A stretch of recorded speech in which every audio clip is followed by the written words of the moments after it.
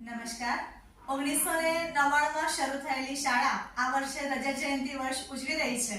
ત્યારે હું છું ઉર્વી ભટ્ટ અને આજે મારી સાથે ઉપસ્થિત છે સીબીએસઈ વિભાગના આચાર્ય શ્રીમતી અંજલિ મેડમ દવે.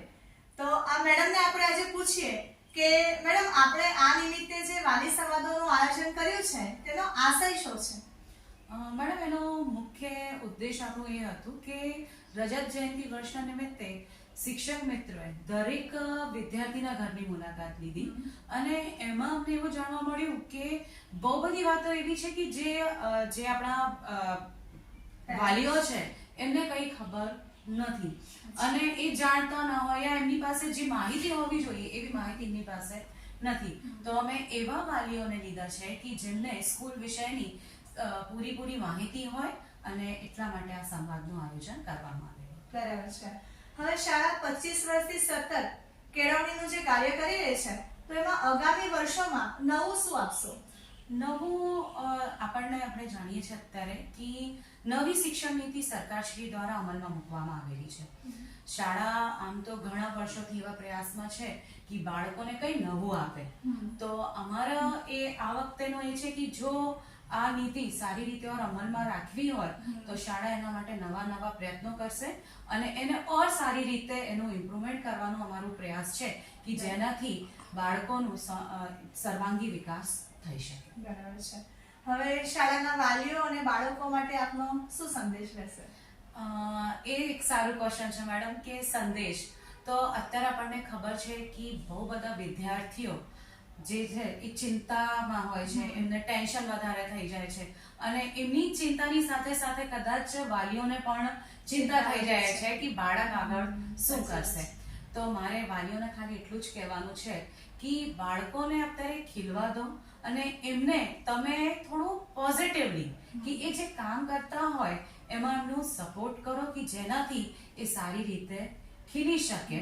અને શાળા એના માટે પ્રયત્ન કરતી જ હોય છે કે એમને આપણે સ્ટ્રેસ ફ્રી જે એટમોસ્ફિયર છે એ આપી શકીએ, પણ શાળાની સાથે સાથે વાલીઓને પણ એ પ્રયાસ કરવો પડશે. અને વિદ્યાર્થીઓને હું એ જ એક મેસેજ આપીશ કે તમારા પાસે એક સ્કૂલની નવી યાદો છે, સારી યાદો હોય છે, તો એને તમારી સાથે રાખો કે જેનાથી જ્યારે તમે સ્કૂલ પૂરી કરીને યા તમારું સ્કૂલી શિક્ષણ પૂરું કરીને જ્યારે અહીંયાથી બહાર નીકળો તો તમારી પાસે એક સારી યાદો હોય જે તમને કંઈ આગળ વધવા માટે, નવું કાર્ય કરવા માટે તમને પ્રેરિત કરી શકે, જેનાથી તમે એક સારા વિદ્યાર્થી અને એક સારા બાળક બની શકો. बराबर है. आपका खूब खूब आभार. नारायण विद्यालय के स्टूडेंट देवव्रत दवे जो सीबीएसई 9th स्टैंडर्ड में पढ़ते हैं, उनकी मदर यहाँ पे उपस्थित है हमारे साथ, उपासना बेन दवे. तो हम उनसे थोड़ी सी जानकारी ले ले. मैडम, आपका स्वागत है हमारी स्कूल में और आपसे हम जानना चाहते हैं कि हमारी जो नारायण विद्यालय स्कूल है उसमें जो स्टूडेंट को एडमिशन लेना है, जो नया स्टूडेंट है, तो एडमिशन की क्या प्रोसेस रहेगी? नए स्टूडेंट को अगर एडमिशन चाहिए स्कूल में तो स्कूल में पहले आप रिसेप्शन से फॉर्म लीजिए और उसमें ज़रूरी सारी जितनी भी डिटेल्स है वो दीजिए, ज़रूरी डॉक्यूमेंट्स दीजिए और स्कूल में अगर एडमिशन के लिए जगह होगी अवेलेबल तो आपको एडमिशन मिल जाएगा. ओके, बराबर. पेरेंट्स को अगर कोई डॉक्यूमेंट्स चाहिए होगा जैसे कि आईसी या बोनाफाइड, तो उसके लिए हम कैसे ले सकते हैं स्कूल से वो डॉक्यूमेंट्स? तो उसके लिए आपको स्कूल में पहले अप्लाई करना पड़ेगा कि आपको आईसी चाहिए, बोनाफाइड कुछ भी चाहिए तो उसके लिए आपको स्कूल को पहले इन्फॉर्म कर दीजिए एप्लीकेशन देके, तो स्कूल आपको विद इन 1 वीक वो सारी चीजें दे सके. बराबर है. स्कूल में कितने सेक्शन चलते हैं, उनके टाइमिंग्स क्या है, आपको पता है? हाँ, स्कूल में देखो प्री प्राइमरी, प्राइमरी और सेकेंडरी, हायर सेकेंडरी सब चलता है और उसका टाइमिंग मॉर्निंग और मतलब मॉर्निंग में है 7:10 to 12:20 और फिर जो दूसरा सेक्शन है उसका 12:20 to 5:20 का टाइम. ओके, ठीक है. स्टूडेंट्स को यूनिफॉर्म क्यों पहनना होता है और Connect the charger now.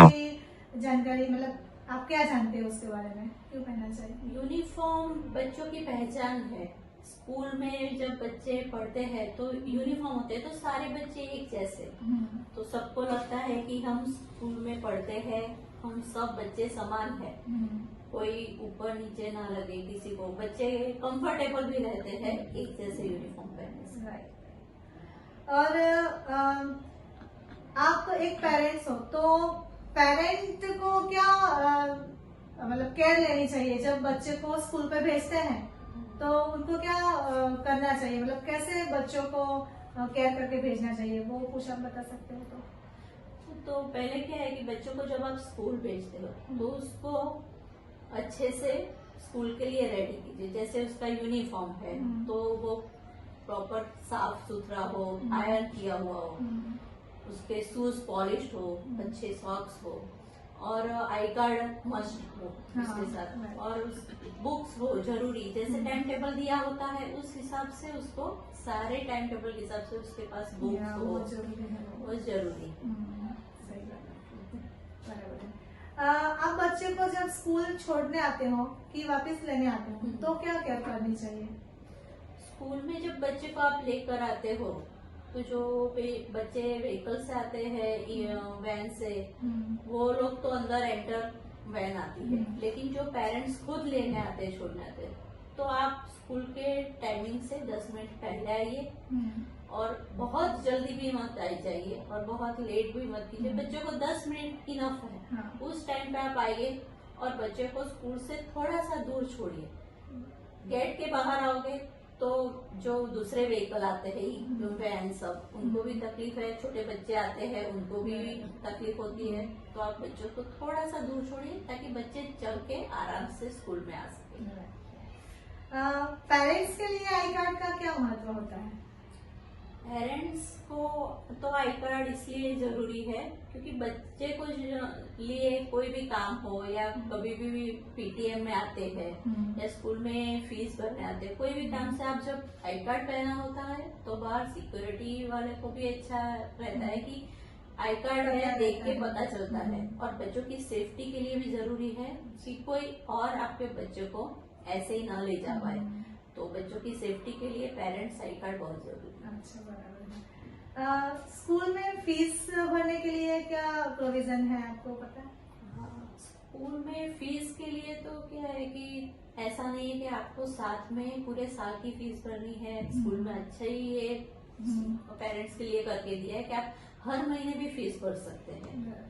तो ये अच्छी बात है कि जो एक साथ में फीस ना भर सकते उस पेरेंट्स के लिए कि वो हर महीने भी भर सकते हैं।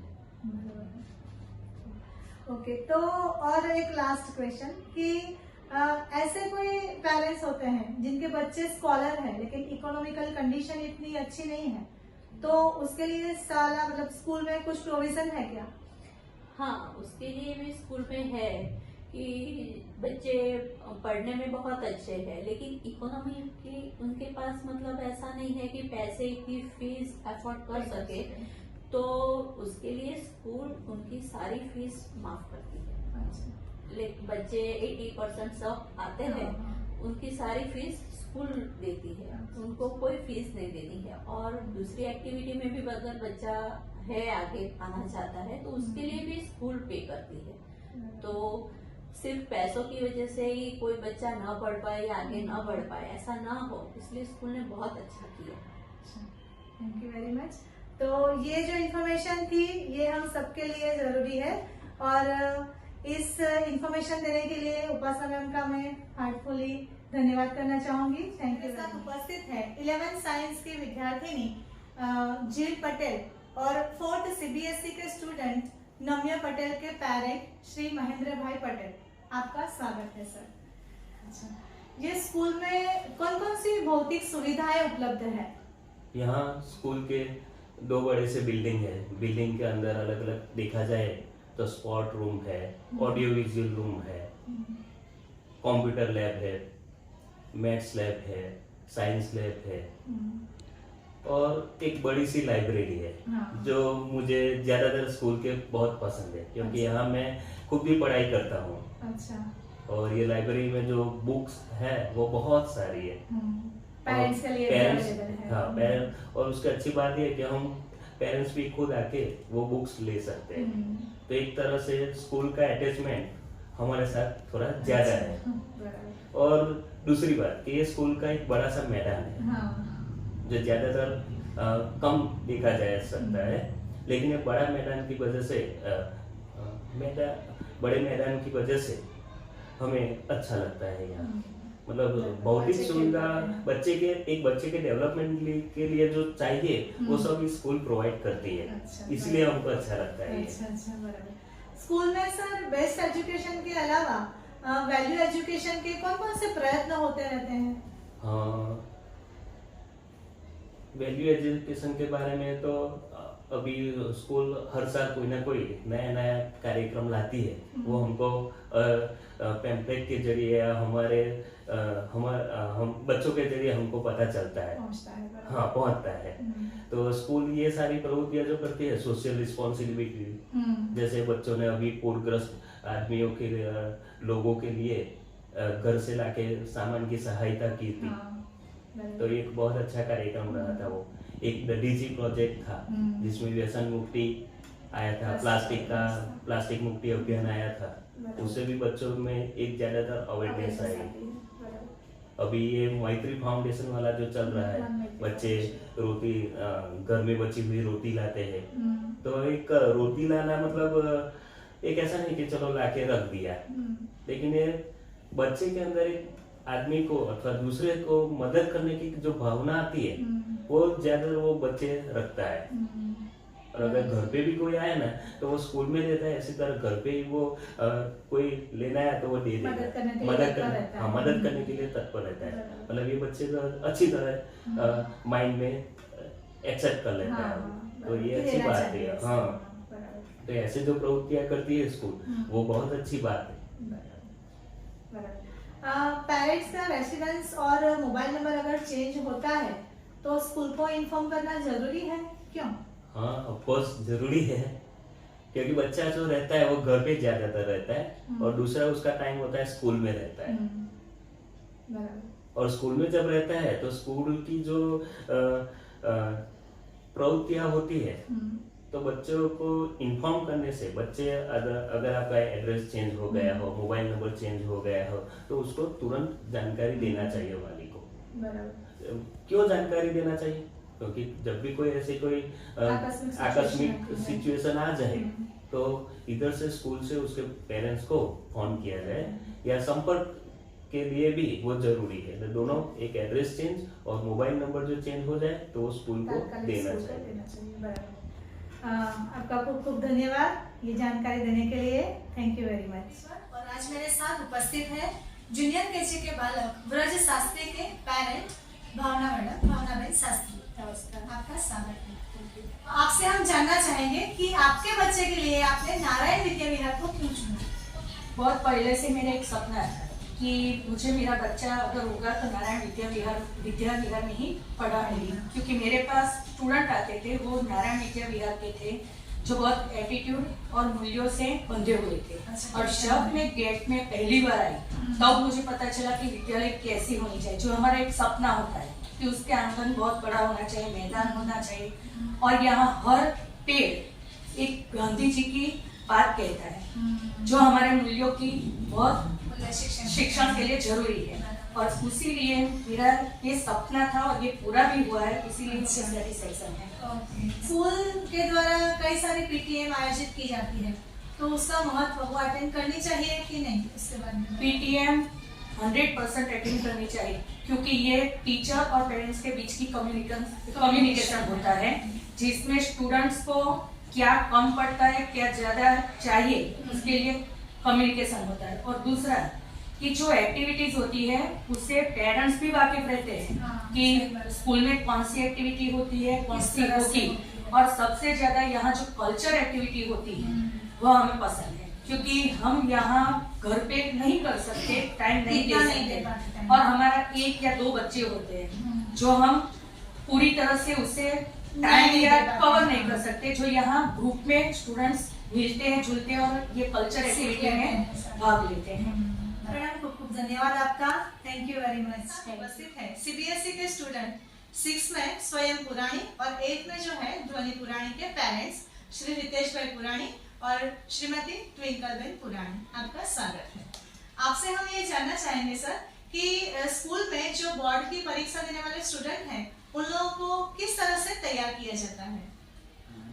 पहले तो बच्चों में जो ज़्यादा स्कोर बच्चे हैं और थोड़े मीडियम वाले, तो दोनों में डिवाइड किया जाता है कि जो ज़्यादा अच्छे बच्चे मार्क्स लाते हैं वो लोगों को डायरेक्ट प्रैक्टिस पेपर दिए जाते हैं, तो बच्चों को थोड़ा प्रैक्टिस मिल जाएगा बोर्ड में कैसे करना है ऐसा।